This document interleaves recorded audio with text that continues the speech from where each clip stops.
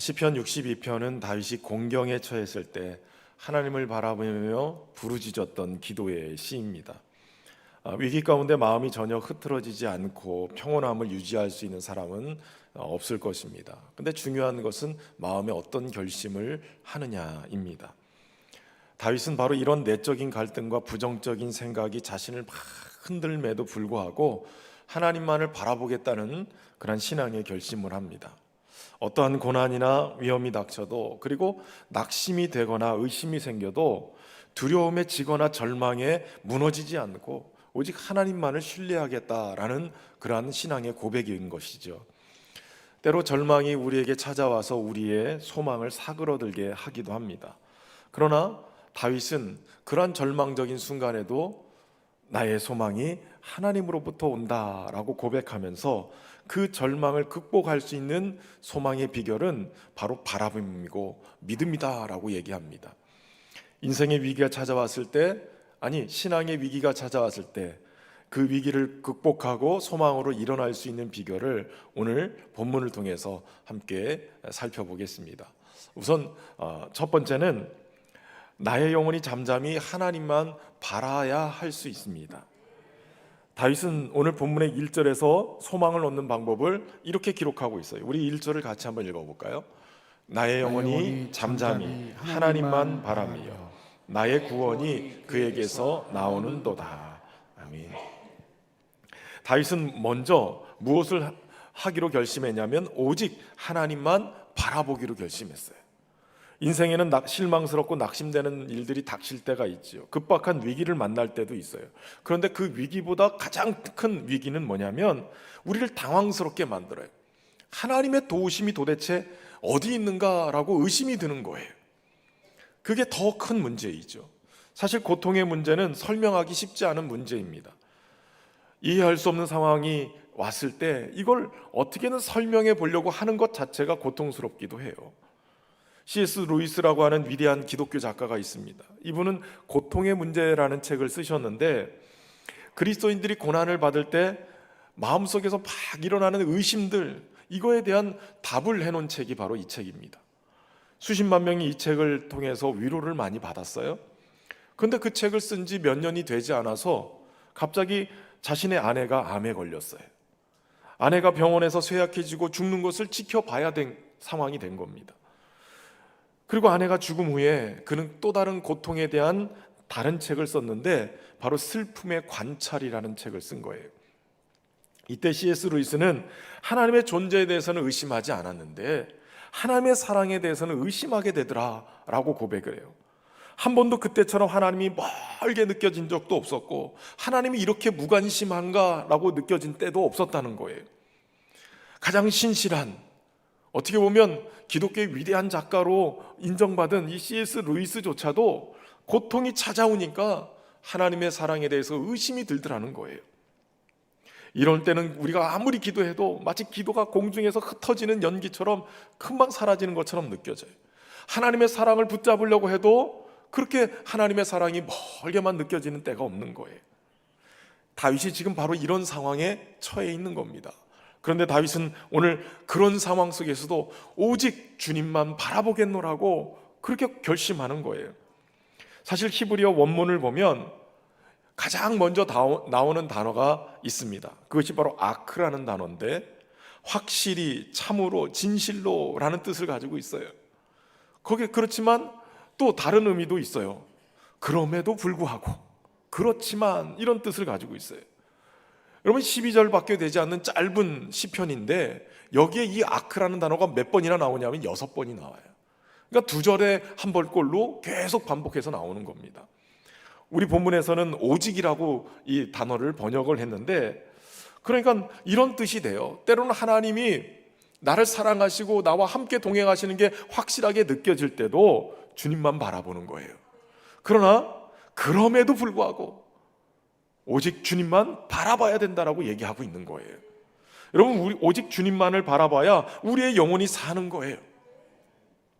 출애굽한 이스라엘 백성이 광야길을 걷다가 그 길 때문에 너무 비포장으로 어려운 길을 걸으니까 마음이 상해서 하나님과 모세를 향해서 원망을 막 쏟아놓습니다. 불평합니다. 그러니까 불뱀이 나와서 그들을 물어서 죽이는 일이 발생해요. 불뱀에 물리면 그 몸에 그 독이 퍼지기 시작하는데 이게 불덩이처럼 온몸이 불타는 것처럼 여겨져서 불뱀이라고 이름을 지은 거예요. 그래서 원망하고 불평하던 그들이 이 뱀의 독을 경험하면서 마치 인생을 불덩이로 끌고 가는 상황을 경험하는 거예요. 모세의 기도가 하나님 앞에 상달돼서 하나님이 말씀하시는 거죠. 살 방법이 나오는 거예요. 노뱀을 장대에 높이 달아서 그걸 바라보면 살리라. 뱀에 물린 자들이 아니 다른 데 가서 약을 써야지, 장대에 매달은 노뱀을 보면 산다니 말이 되나? 그런데 성경은 기록하고 있어요. 그때 뱀에 물린 자가 노뱀을 쳐다본 즉 살더라. 여러분, 고난의 현장에서 우리의 시선이 어디를 바라보고 있느냐가 굉장히 중요합니다. 상황과 문제를 자꾸 바라보면 우리 마음에 원망과 불평이 생기게 되고 이것이 마치 독이 돼서 우리의 마음을 사로잡고 불구덩이에 집어넣는 것 같은 그러한 현상을 경험하게 돼요. 여러분, 그럴 때일수록 우리의 시선을 주님께로 향해야 돼요. 그래야 살 수가 있는 거예요. 그래서 히브리서 기자는 이렇게 얘기하죠. 모든 무거운 것과 얽매이기 쉬운 죄를 벗어버리고 인내로서 우리 앞에 당한 경주를 하며 믿음의 주여 또 온전하게 하시는 이인 예수를 바라보자. 여러분, 예수님은 어떤 분이시냐면 우리의 믿음의 창조주세요. 우리의 믿음의 대상이기도 하지만 믿음의 창조주세요. 때로는 지치고 힘들어서 우리의 믿음이 피곤하고 낙심하고 깨지고 무너지고 그렇게 해서 병든 그런 믿음을 가지고 있을 때 주님을 바라보면 주님은 우리를 온전하게 하시는 분이세요. 모든 상처를 치유하시고 깨진 믿음도 다시 붙여주시고 온전케 만드시는 거예요. 주님을 바라볼 때 그런 역사가 일어나게 되는 겁니다. 다윗은 인생의 환난의 시기에 우리의 영혼이 잠잠히 하나님만을 바라봐야 된다고 얘기해요. 여기서 중요한 것은 하나님을 바라보는 게 아니라 하나님만 바라봐야 된다라고 얘기하는 거예요. 우리가 도움을 얻기 위해서 바라볼 것은 하나님뿐이에요. 여기저기 기웃거리지 말고 하나님만 바라볼 수 있기를 바랍니다. 성도란 하나님을 기다리며 하나님만 바라보는 자들이에요. 오직 주님만 바라봐야 우리의 영혼이 사는 줄로 믿습니다. 그럼 하나님만 바라보기 위해서 뭐 해야 되느냐? 두 번째, 잠잠해야 돼. 우선 해야 될 일은 잠잠해야 된다는 거예요. 이 탈굼이라는 성경에서는, 번역에서는 잠잠이를 뭐로 번역했냐면 침묵함이라, 침묵한다는 거예요. 그러니까 오해할 수도 있어요. 이때는 소리 내서 기도하지 말고 침묵하라고 하는가 보다. 아니에요. 뭐에 대해서 침묵하라는 얘기냐면 불평하지 말고 침묵하라는 거예요. 앞에는 홍해가 있고 뒤에는 애굽의 군대가 쫓아옵니다. 그때 하나님은 모세를 통해서 이스라엘 백성들에게 이렇게 명령하세요. 출애굽기 14장 13절에 모세가 백성에게 이르되 너희는 두려워하지 말고 가만히 서서 여호와께서 오늘 너희를 위하여 행하시는 구원을 보라. 너희가 오늘 본 애굽 사람을 영원히 다시 보지 아니하리라. 앞으로 뒤로 다 막혀 있으면 난리가 날 거예요. 불평하고 원망하고 막 우는 사람들도 생길 거예요. 그런데 하나님 뭐라고 그러세요? 가만히 서서, 딴 거 하지 말고 가만히 서서 하나님의 구원하시는 것을 보라는 거예요. 여러분, 하나님이 하시는 일에는 말이 필요가 없어요. 시편 46편 10절에 한번 같이 읽어보겠습니다. 시작. 이르시기를 너희는 가만히 있어 내가 하나님 됨을 알지어다. 내가 문나라 중에서 높임을 받으리라. 내가 세계 중에서 높임을 받으리라 하시도다. 아멘. 하나님 하시는 일에는 가만히 있는 게 필요해요. 잠잠한 게 필요하죠. 여리고성을 점령할 때도 하나님은 여호수아와 그 백성들에게 아주 특별한 명령을 내리세요. 매일마다 그 성을 한 바퀴씩 돌라고 그러죠. 마지막 날은 7바퀴를 돌라는 거예요. 여러분, 전쟁을 치르는데 그냥 마냥 성을 돌라는 거, 이거 굉장히 특별한 명령이에요. 말도 안 되는 얘기 같아요. 그런데 여기에 특별한 명령이 하나 더해져요. 그게 뭐냐면 이 성을 도는 동안 아무도 아무 말도 하지 말라는 거예요. 침묵하라고 엄명을 내리세요. 왜 그러셨을까요? 만약에 그들이 침묵하지 않았으면 이런 얘기들 똑똑한 사람들을 통해서 나왔을 거예요. 야, 전쟁을 치르려면 갑자기 밤중이든 새벽이든 쳐야지. 멀쩡할 때 한 바퀴씩 돌면 위에서 돌 던지고 위에서 화살 쏘고 창 던지면 우린 꼼짝없이 죽는데 이게 무슨 소리야? 이 여호수아 이 양반이 좀 날이 뜨거워서 정신이 약간 나간 거 아니야? 별 얘기가 다 나오겠죠. 믿음의 말이 아니라 도리어 리더들을 흔들어 버리는 그러한 말들, 공동체를 믿음으로 서지 못하게 흔들어 버리는 말들이 막 나올 거예요. 여러분, 때로는 우리는 우리 자신이 내뱉는 말로, 누군가가 내뱉는 말로 엄청난 혼란에 빠지기도 해요. 믿음의 말이 아니라 불신과 원망의 말이 우리에게 들려졌을 때 심지어는 우리의 신앙도 막 흔들어 버려요. 더군다나 마귀는 우리의 영혼이 하나님만 바라볼 수 없도록 자꾸 주변을 바라보게끔 우리의 시선을 떼어놓도록 그렇게 혼란을 가져오는 말을 만들어내요. 다윗도 지금 많은 대적들로부터 그런 말들을 듣는 것 같아요. 오늘 본문의 3절 4절에 보면 넘어지는 담과 흔들리는 울타리 같이 사람을 죽이려고 너희가 일제히 공격하기를 언제까지 하려느냐. 그들이 그를 그의 높은 자리에서 떨어뜨리기만 꾀하고 거짓을 즐겨하니 입으로는 축복이요 속으로는 저주로다. 앞에서는 막 즐겁고 축복하는 것 같은데 실제로는 저주를 품고 있는 그들이 계속 그렇게 사람을 죽이려고 공격하고 있었다는 거예요. 그러니까 다윗은 이런 상황 속에서 내적인 갈등을 겪고 부정적인 생각이 자신을 계속 흔드는 그런 상황을 경험하고 있는 거예요. 그럼에도 불구하고 나는 오직 잠잠히 하나님만 바라보겠노라고 그렇게 결심하는 거예요. 그래서 5절에 이렇게 외치죠. 나의 영혼아 잠잠히 하나님만 바라라. 우리가 잠잠할 때 하나님이 일하기 시작하세요. 잠잠한 것은 가만히 있는 것이에요. 이것은 하나님이 일하실 수 있는 시간을 내어드리는 거예요. 우리가 가만히 있고 잠잠할 때 우리 주님이 하나님 되심을 드러내실 줄로 믿습니다. 아주 먼 옛날에 개구리 왕국에서 대회가 있었대요. 무슨 대회였냐면 높이 뻗은 철탑으로 올라가는, 누가 먼저 도착하나 이런 시합이 있었어요. 긴장하는 참가자들이 긴장하고 철탑을 에워쌉니다. 그리고 대회가 시작이 돼요. 관중들이 열심히 응원합니다. 왕눈이 잘해라. 개구리 왕눈이 막 그러면서 열심히 응원을 해요. 그런데 가만히 보니까 그 철탑이 너무 높고 위험해서 관중들이 응원하다가 그 철탑을 보니까 이게 너무 높은 거예요. 야, 이거 도대체 누가 올라갈 수 있을까? 이런 생각이 들면서 관중들이 하다가 중간에 말이 바뀝니다. 야, 저렇게 높아? 아무도 못 올라가겠는걸? 아유, 저거 어떻게 올라가다가 떨어지면 큰일 나겠는데? 이런 얘기들을 막 옆에서 웅성웅성 하기 시작했어요. 개구리 선수들이 관중들의 이야기를 듣기 시작했어요. 금방 힘이 빠져버려요. 몇몇 개구리들은 계속 올라가지만 나머지들은 금방 주저앉아 버렸어요. 그때 관중들이 더 크게 외쳤어요. 야, 남만 생각해도 거기 아무도 못 올라갈 것 같아. 무모한 짓이야. 더 이상 올라가지 마. 멈춰. 얼른 내려와. 점점 많은 개구리들이 지쳐갔어요.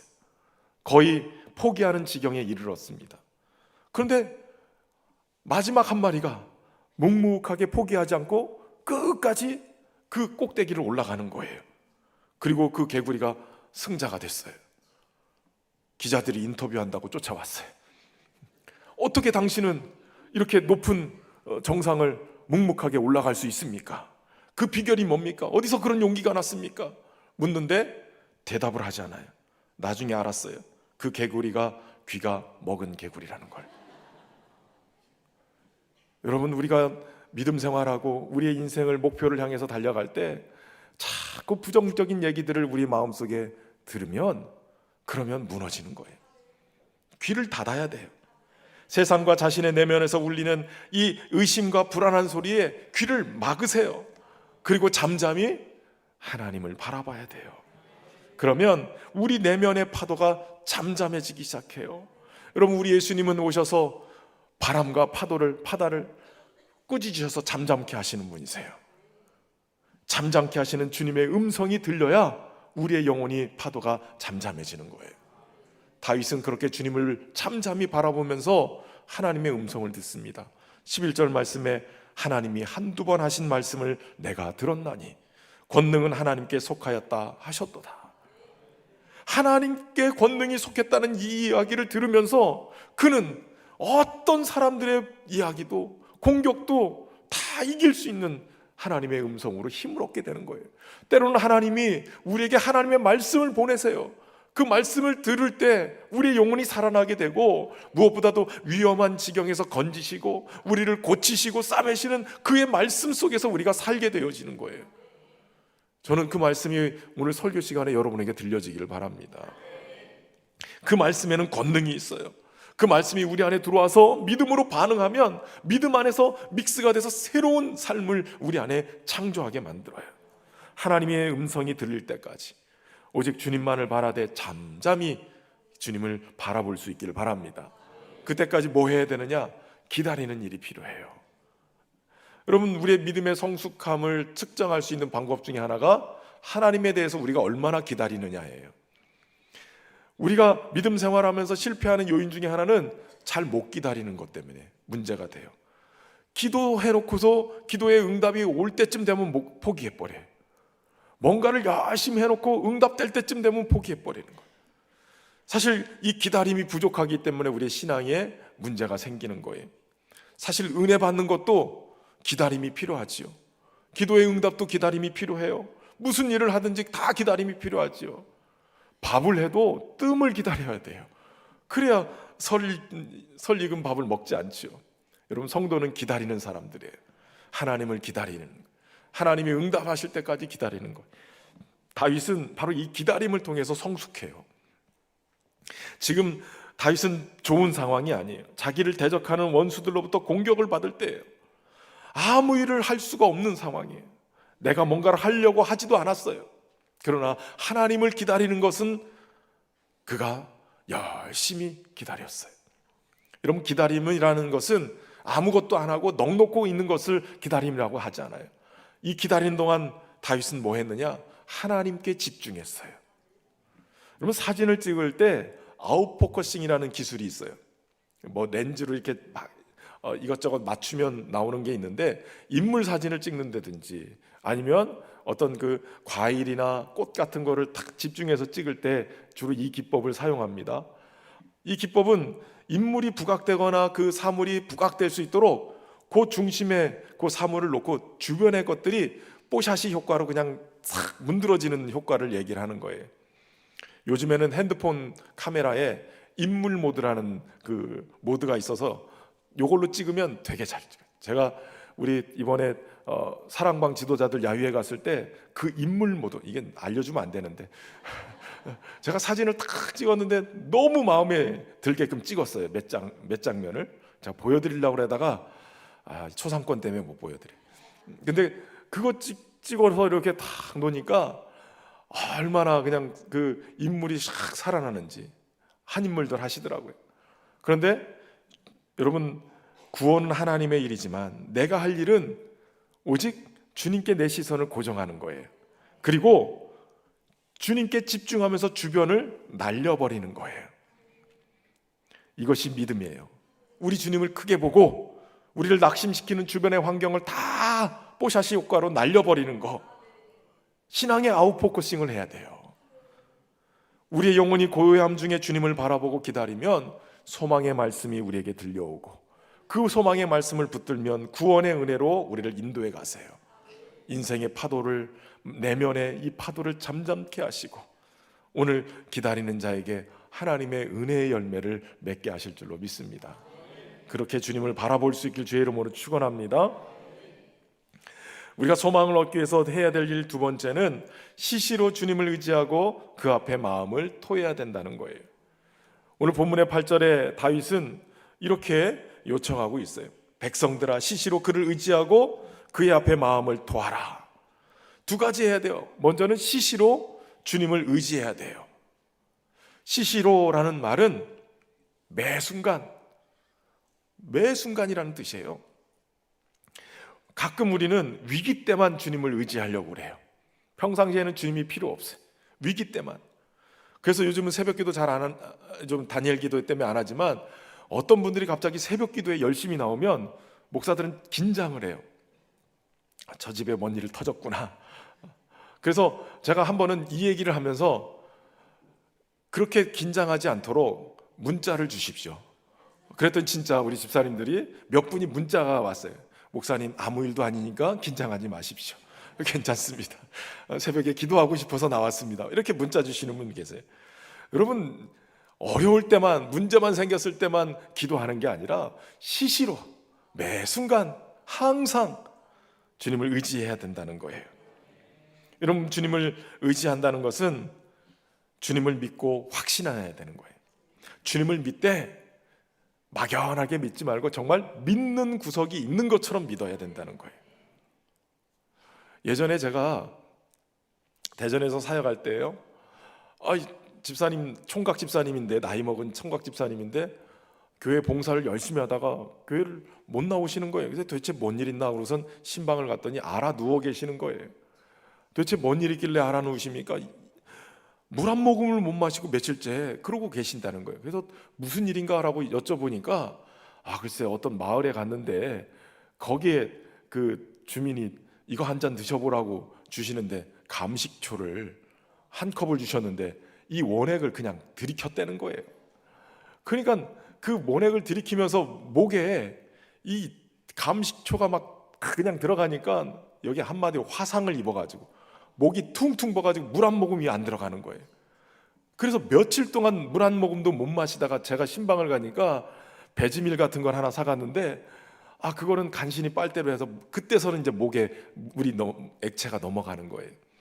도저히 안 되겠다 싶어서 제가 이분을 모시고 근처에 병원에 갔어요.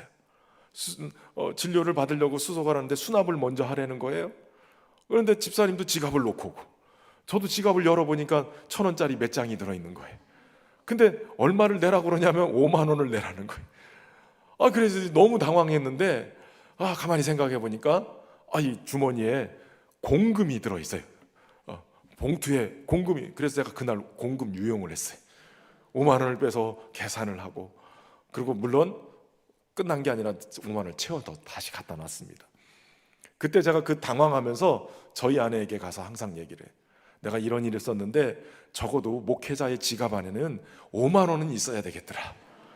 그래서 항상 이렇게 보다가 내 지갑을 열어보고 5만 원이 안 들어있으면 5만 원을 채워달라고 제가 부탁을 했어요. 그때 이후로 한 번도 5만 원을 밑으로 떨어진 적이 없어요. 5만 원이 필요하시면 저한테 말씀하세요. 여러분, 빈 지갑을 가지고 있다가 5만 원 하나 들어있는 지갑을 가지고 있으니까요, 그 다음부터는 든든하던데요. 돈 몇 푼 가지고도 이렇게 든든한데, 여러분, 하나님을 믿는데 믿는 구석이 없는 것처럼 믿어요. 믿는 구석이 있는 것처럼 믿어야죠. 김동호 목사님 한번 좀 불경스럽게 표현하던데 하나님은 뒀다 뭐 하느냐고. 여러분, 하나님이 계시잖아요. 그 하나님이 피난처 되시고 오늘 우리가 피할 수 있는 곳이 되는 거예요. 그분을 의지하는 것은 어렵거나 문제가 터졌을 때만이 아니라 매 순간 매일의 삶 속에서 습관이 되도록 그렇게 믿어야 되는 거예요. 사실 사람은 의지의 대상이 아니라, 믿음의 대상이 아니라 사랑의 대상이죠. 때로는 그 사람 믿었다가 정말 낭패를 보는 경우도 있어요. 다윗이 그래요. 오늘 다윗이 사람이 어떤 존재인지를 9절에서 이렇게 얘기하고 있어요. 슬프도다 사람은 입김이요, 인생도 속임수니 저울에 달면 그들은 입김보다 가벼우리라. 사람은 그래요. 또 때로는 포악을 의지하는 것도 있어요. 탈취하는 것도 의지하려고 그래요. 재물도 의지하려고 그러는데 다윗은 그것도 의지의 대상이 아니라는 거예요. 거기에 마음을 두지 말라고 얘기해요. 오직 우리가 의지해야 될 대상은 하나님뿐이라는 거예요. 주님을 의지함으로 흔들리지 않는 평안함으로 사는 저와 여러분 되길 바랍니다. 그리고 하나님을 매 순간 의지할 때 우리가 해야 될 일이 있어요. 그것은 바로 하나님 앞에 우리의 마음을 토하는 일이에요. 8절 후반부에 보면 그 앞에 마음을 토하라, 하나님은 우리의 피난처시로다 라고 얘기해요. 마음을 토한다는 얘기는 엎지르다, 분출하다, 쏟아붓다라는 뜻이에요. 그러니까 우리 마음속에 들어와 있는 아픔이나 원통함이나 억울함이나 괴로움, 이거 어디 가서 쏟아야 되냐면 하나님 앞에 가서 쏟아야 된다는 거예요. 한을 남기지 않고, 이 가슴 속에 응어리 남기지 않고 하나님 앞에 쏟아 놓으셔야 돼요. 예수님 믿는 사람들은 하나님 앞에서 이걸 쏟아놓아야, 이거 안 쏟아놓고 가슴속에 자꾸 담고 있으면 이거 병 걸려요. 얼른 쏟아놓으세요. 우리의 사정을 솔직하게 있는 그대로 마음에 모든 것들을 하나님 앞에 쏟아놓으면 되는 거예요. 아들을 낳지 못해서 둘째 부인인 이 분인나에게 괴롭힘을 당했던 한나, 그 억울함 어디서 쏟았어요? 성전에 가서 하나님 앞에 쏟은 거예요. 사무엘상 1장 10절에 한나가 마음이 괴로워서 여호와께 기도하고 통곡하며 이렇게 얘기해요. 가슴속에 있는 이 고통스러움을 하나님 앞에 기도와 통곡으로 쏟아놨어요. 그랬더니 어떻게 됐느냐? 하나님은 한나의 기도를 들으시고 한나에게 아들을 주시는데, 그 아들이 한나에게만 주시는 것이 아니라 이스라엘 민족을 품을 수 있는 사무엘을 품게 만드신 거예요. 여러분, 마음을 토하라는 말은 하나님, 그분이 우리의 것들을 들으시고 응답하실 수 있는 분이기 때문에 쏟아놓으라는 거예요. 내 말을 들어주고 내 마음을 알아주는 그러한 벗이 있다면 얼마나 좋아요. 그런데 사람으로는 한계가 있어요. 사람에게 토했다가 그 말이 점점 사람들에게 회자가 돼서 내 귀에 들어오면 도리어 더 큰 상처로 돌아와요. 그러니까 자꾸 억울하다고 사람한테 가서 하소연하지 말고 하나님 앞에 가세요. 하나님께 여러분의 마음을 쏟아놓으세요. 요즘 다니엘 기도에, 기도 끝나고선 불 다 꺼놓고 음악 틀어놓으니까 여기서 울기가 얼마나 좋아요. 다니엘 기도에 오셔서 우세요. 하나님 앞에 기도하면 그때 하나님의 말씀이 임해요. 12절 말씀에 주여 인자함은 주께 속하오니 주께서 각 사람이 행한 대로 갚으심이라. 내가 자꾸 원수 갚으려고 하지 말고 하나님께 말씀드리고 하나님이 행하실 수 있도록.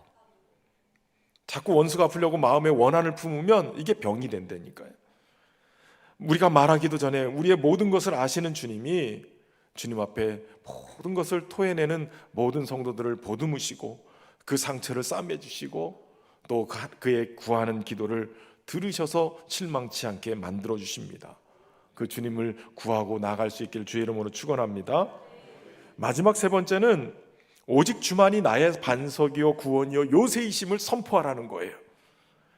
오늘 다윗은 2절에 이렇게 고백해요. 오직 그만이 나의 반석이요 나의 구원이시요 나의 요새시니 내가 크게 흔들리지 아니하리로다. 여러분, 이 말은 흔들릴 수는 있으나 크게는 흔들리지 않겠노라고 고백하는 거예요. 신앙의 위기가 오고 인생의 위기가 올 때 전혀 흔들리지 않겠다라고 결심을 해도 어떤 사람도 다 흔들리게 돼 있어요. 그러나 다윗은 크게 흔들리지 않겠다는 거예요. 결단하고 선포하는 게 필요해요. 거울 앞에 보시고 나는 크게 흔들리지 아니하겠다. 그렇게 선포할 수 있길 바랍니다. 김수현 작가가 참 유명한 작가죠. 드라마도 많이 쓰고 뭐 이런 작가인데, 애쓰지 않고 편안하게라는 수필집에 예전에 이런 이야기들을 회자를 합니다. 다른 이들이 평가하는 이야기로 상처받고 흔들리지 말라고 그러면서 자신의 이야기를 하는데, 회사를 그만두고 이제 책을 쓰려고 준비하고 있을 때 엄마의 친구가 와가지고 이런 말을 했대요. 수연이 정신 차리고 회사나 다니게 하라고. 그런 이야기를 했는데 이 이야기를 처음에 들으면서 굉장히 기분이 상했지만 일단 진지하게 검토해 보기로 하고 흔들리지 않았다고 그래요. 그러면서 이분이 얘기하는 거예요. 많은 이들이 자신과 다른 방식으로 사는 사람들을 너무 쉽게 비난하고 심지어는 자기 자신도 행복하지 않으면서도 자기가 원하는 삶, 자기가 살아가는 그 삶을 그 사람들에게 자꾸 강요를 한다는 거예요. 그래서 사실은 그 이야기를 들으면서 굉장히 마음이 상하고 흔들리고 이러는데 그렇게 하지 말라는 거예요. 자신들도 행복하지 않은데 그걸 가지고 뭘 그 얘기를 듣고 있느냐는 거예요. 그래서 타인의 충고도 때로는 우리의 삶의 성장에 도움되기도 하지만 그것도 하나의 의견일 뿐이고, 또 우리가 그런 얘기들을 받을 때 합리적인 의심과 검증이 필요하기도 하고, 그런 것 때문에 책임지지도 않는 그 말 때문에 내 인생을 함부로 살지 말라는 거예요. 그러니까 흔들리지 않아도 된다. 여러분, 우리가 스스로 거울을 보고 얘기하세요. 나는 흔들리지 아니하리로다. 여러분, 다윗이 자신이 크게 흔들리지 아니할 수 있는 이유를 얘기해요. 바로 하나님이 나의 반석이시요 나의 구원이시요 나의 요새이시기 때문에요. 반석이라는 것은 흔들리는 땅이 아니라 견고한 기반을 얘기해요. 그러니까 견고한 기초 위에 선 것은 무엇인지 흔들리지 않게 되어 있지요. 하나님이 믿음의 반석이세요. 그렇기 때문에 그 믿음의 반석이신 하나님께 우리의 신앙의 기초를 제대로 내리면 그러면 요동하지 않아요. 또한 요새는 견고한 바위로 된 그러한 난공불락의 도성을 얘기하는데, 이것은 다윗이 하나님이 바로 그런 요새이기 때문에 거기에 들어만 가면, 피하기만 하면 피난처 되신 주님이 보호하시기 때문에 어떤 대적들도 거기를 침공할 수 없고 문제를 삼을 수 없다는 거예요. 여러분, 하나님께 피하십시오. 반석이신 하나님, 또 반석으로 된 요새로 지으신 그 피난처 되신 주님께 피할 수 있기를 바랍니다. 그리고 여기서 구원이다라고 얘기하는 이 구원은 시련과 원수의 위협으로부터 벗어난다는 의미가 있어요. 그러니까 우리가 실제적으로 직면하고 있는 그런 위협들, 육체적인, 영혼적인 모든 것을 포함한 것을 구원이라고 얘기하는 거예요. 여러분, 우리 하나님은 그저 죽어서 천국 가는 그런 정도의 구원의 모습이 아니라 우리의 삶의 실제 현장에서 우리를 건져내 주시는 구원의 하나님이신 줄로 믿습니다. 목동 출신이었던 다윗이 나면서부터 용사로 길러졌던 3m가 넘은 거구의 골리앗과 싸울 때 그는 골리앗을 향해서 이렇게 외칩니다. 여호와의 구원하심이 칼과 창에 있지 아니함을 이 무리에게 알게 하리라. 전쟁은 여호와께 속한 것인즉 그가 너희를 우리 손에 넘기시리라. 여호와의 구원하심은 칼과 창에 있지 않아요. 하나님께 있는 거예요. 그러니까 하나님, 그분이 우리의 구원이신 거죠. 우리의 구원은 오직 그분으로부터 나와요. 그렇기 때문에 다윗은 나의 구원이 하나님으로부터 나온다는 고백과 함께 5절에서 이렇게 고백해요. 나의 영혼아 잠잠히 하나님만 바라라. 무릇 나의 소망이 그로부터 나오는도다. 구원도 하나님으로부터, 소망도 하나님으로부터 나온다는 거예요. 인생의 어려움이 찾아올 때 고라자손의 시편으로 알려져 있는 시편 42편의 시편 기자는 이렇게 자신의 영혼을 향해서 외치는 거예요. 같이 한번 외쳐봅시다. 내 영혼아 내가 어찌하여 낙심하며 어찌하여 내 속에서 불안해하는가. 너는 하나님께 소망을 두라. 그가 나타나 도우심으로 말미암아 내가 여전히 찬송하리로다. 아멘. 낙심하고 불안해할 때 외치세요. 너는 하나님께 소망을 두라. 그분이 나타나셔서 우리를 도우시고 우리를 건져주실 거예요. 믿음은 결단하는 거예요. 우리의 영혼이 주님을 바라볼 때까지, 주님의 구원하심을 볼 때까지, 구원하시는 주님이 오늘 우리를 건져내시는 것을 바라볼 때까지 소망하는 거예요. 소망은 우리 주님으로부터 나오는 거예요. 사람들이 말하는 소망은 썩어지고 없어지고 불타버릴 것이에요. 잠깐 누리다가 없어질 그것만 바라보고 소망을 두니까 어려워지는 거예요. 우리의 소망이 사라지지 않는 것은 하나님이 영원하신 분이기 때문에, 그 영원하신 하나님이 우리에게 주시는 소망은 영원한 소망인 거예요. 그러므로 여러분, 우리의 소망이 오직 하나님께 있고 그 하나님으로부터 영원한 소망이 주어짐을 믿고 오늘 시편 기자처럼 고백을 해야 되는 거예요. 여러분, 우리의 소망이 오직 하나님께 있음을 믿는 자가 복 있는 사람인 줄로 믿습니다. 하나님은 하나님께 소망을 둔 자를 사용하여 일하십니다. 마음이 낙담나고 믿음이 흔들릴 때 우리의 소망이 하나님으로부터 오는 것을 믿고 하나님만 바라보면 주님이 소망 가운데로 우리를 인도하실 줄로 믿습니다. 이 찬양 고백하면서 우리 또한 이런 고백을 하나님 앞에 올려드리겠습니다. 나의 영혼이 잠잠히, 나의 영혼이 잠잠히 하나님만 바라며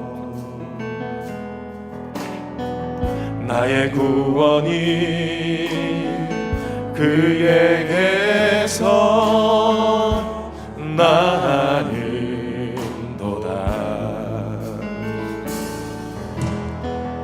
나의 영혼아 잠잠히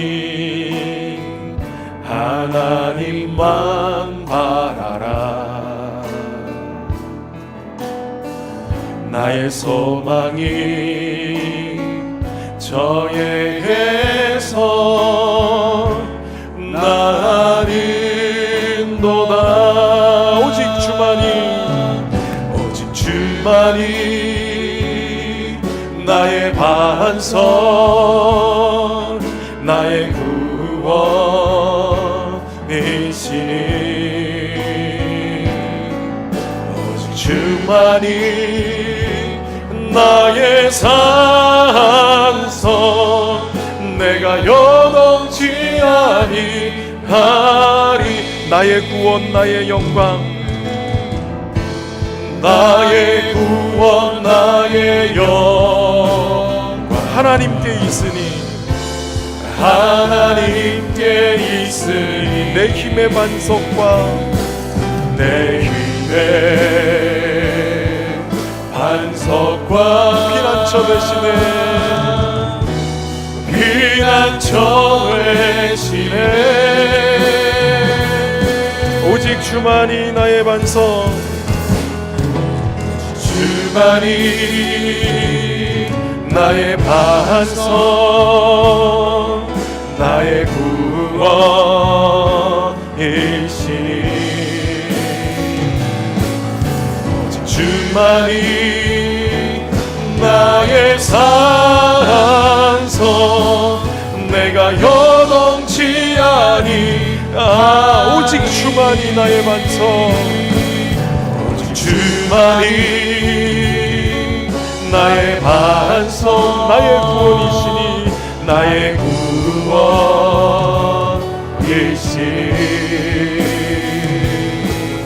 내가 주만이 나의 산성, 내가 요동치 아니하리. 사랑하는 성도 여러분, 우리의 구원과 소망은 오직 하나님으로부터 나옵니다.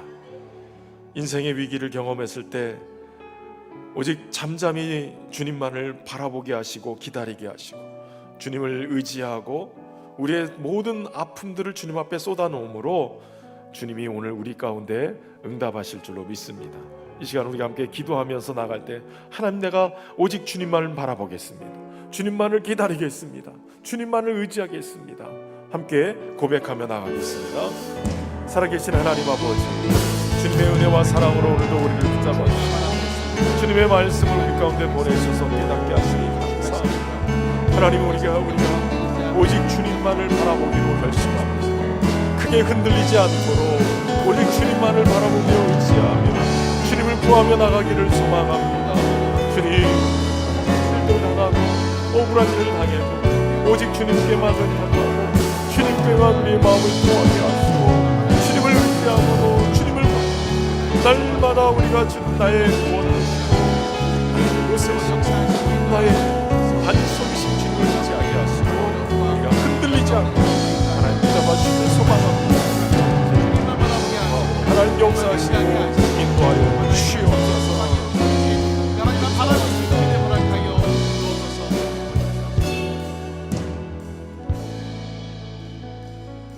우리에게 소망을 주시는 하나님, 인생의 위기를 경험하며 주저앉았던 우리의 믿음이 다시 한번 주님을 바라보기를 원합니다. 오직 주님만 바라며 잠잠히 하나님이 행하실 일들을 보게 하시고 오직 주님께만 우리의 시선을 고정하여서 오늘 우리의 소망이 주님으로부터 나오는 것을 보게 하여 주옵소서. 오직 주님만이 나의 반석이시고 구원이시고 나의 요새이심을 고백합니다. 오직 나의 구원이 하나님께 있음을 고백하며 우리 성도들이 주님과 함께하며 승리하는 은혜가 있도록 축복하여 주옵소서. 예수님의 이름으로 기도하옵나이다.